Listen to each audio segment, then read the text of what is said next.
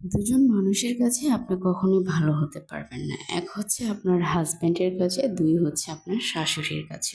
এদের কাছে সবসময় পাশের বাড়ির বউকেই ভালো লাগবে। পাশের বাড়ির বউ অনেক ভালো, নম্র, ভদ্র।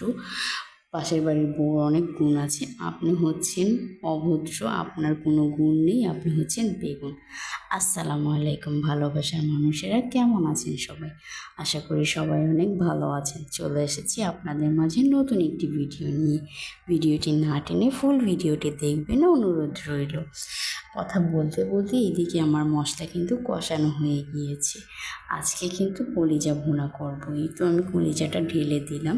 আপনাদের কার কার কলিজা ভুনা পছন্দ অবশ্যই কিন্তু কমেন্টে জানাবেন।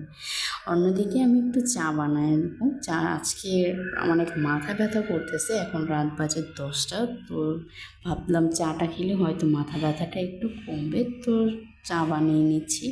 এদিকে আমার কলিজাটা কষানো হয়ে গিয়েছে, এখন হচ্ছে পানি দিয়ে দিব। তো এই তো পানি দিয়ে দিলাম, আর এই কাপের চাটা ঢেলে নিয়েছি। সাথে কিন্তু একটু আলু দিচ্ছি কলিজার সাথে। সাফন আলু পছন্দ করে। তো এইখানেই তো আমার কলিজা ভুনাটা হয়ে গিয়েছে। একটু জিরা ফাঁকি দিয়ে দিলাম। কলিজা ভুনাটা খাবো হচ্ছে খিচুড়ি দিয়ে। যারা যারা আমার চ্যানেলটাকে এখনও ফলো দেননি, প্লিজ ফলো দিয়ে দিবেন, একটা লাইক শেয়ার করে দেবেন ফ্যামিলি ফ্রেন্ডসদের মাঝে। এই তো আমার কলিজাটা হয়ে গিয়েছে। তো আজকে কিন্তু আমরা এক প্লেটে খাবার খাবো। আল্লাহ হাফিজ, দেখা হবে নতুন কোনো ভিডিও নিয়ে।